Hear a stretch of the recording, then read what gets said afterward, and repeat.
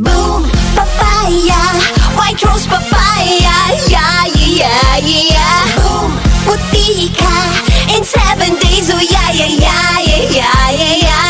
White rose papaya. New White Rose Papaya. May double whitening ng papaya extracts and vitamin B3. Clinically proven magpaputi in as early as 7 days with regular use. Boom, puti ka, white rose papaya, yeah, yeah, yeah, yeah, yeah. Papaya puti, papaya fast. White Rose Papaya with vitamin B3. Manufactured by ACS Manufacturing Corporation. ISO certified. The long wait is over. And the winner is... And the winner is... And the winner is...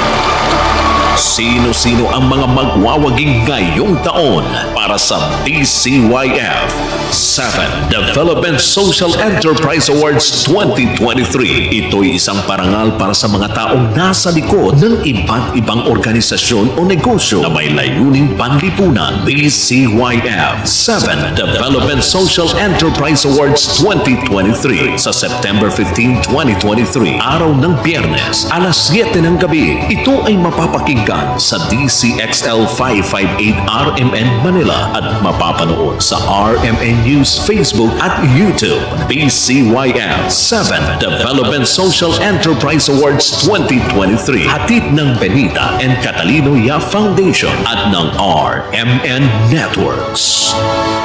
Para sa damit na ka-bloom sa bango, subukan ang Charm Fabric Conditioner. Charm Fat-On, bangong kumaga-bloom. Charm Fat-On, damit ay may bango ng salibong bulaklak. Charm Fabric Conditioner with Stay Fresh Technology. Damit ay ka-bloom sa bango. Charm Fat-On, bangong kumaga-bloom. Charm Fat-On, damit ay may bango ng salibong bulaklak. Charm Fabric Conditioner. Manufactured by ACS Manufacturing Corporation. ISO certified. World-class quality. ACS. Pagbasa sa Aklat ng Kawikaan, Kabanata 13, Talata 1 hanggang 25. Ang anak na may unaway nakikinig sa kanyang ama, ngunit walang halaga sa palalo ang paalala sa kanya. Natatamo ng mabuti ang bunga ng kanyang kabaitan, ngunit ang ninanasan ng masama ay puro karahasan. Ang maingat magsalita ay nag-iingat sa kanyang buhay, ngunit ang taong madaldal ay nasasadlak sa kapahamakan. Ang tamad ay nangangarap ngunit hindi natutupad, ang hangarin ng masikap ay laging nagaganap. Ang taong matuwid ay namumuhay sa kasinungalingan, ngunit ang salita ng masama ay nakakahiyang pakinggan. Ang mabuti iniingatan ng kanyang katuwiran, ngunit ang masamay ipinapahamak ng likong pamumuhay. May taong nagkukunwang mayaman subalit wala naman, ngunit ang iba'y nag-aayos mahirap bagaman sila ay mayaman. Ang yaman ng isang tao ay pantubo sa kanyang buhay, ngunit sa isang mahirap, ito ay hindi nakababahala. Ang matuwid ay tulad ng maningning na ilaw, ngunit ang masama ay lamparang namamatay. Ang kapalaluan ay nagbubunga ng kaguluhan, ngunit ang pakikinig sa payo ay nagbabadya ng karunungan. Ang kayamanang tinamo sa daya ay madaling nawawala, ngunit ang kayamanang pinaghirapan ay pinagpapala. Ang matagal na paghihintay ay nagpapahina ng kalooban, ngunit ang pangarap na natupad ay may dulot na kasiyahan. Ang nagwawalang bahala sa payo ay hahantong sa sariling kapahamakan, ngunit ang nagpapahalaga sa utos ay gagantimpalaan. Ang mga turo ng matalino ay bukal ng buhay. Ito ay maglalayo sa bitag ng kamatayan. Ang katalinuhan ay umaani ng paggalang, ngunit ang kataksilan ay naghahatid sa kapahamakan.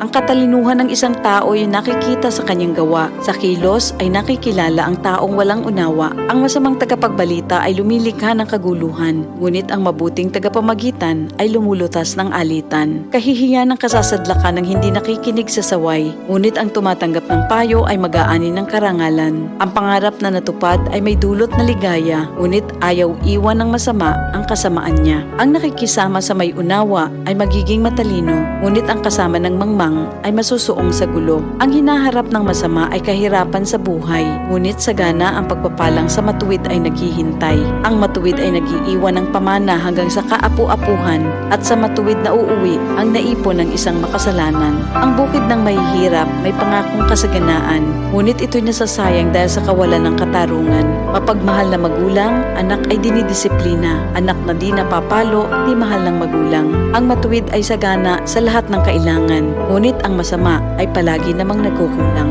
Ito ang salita ng Diyos.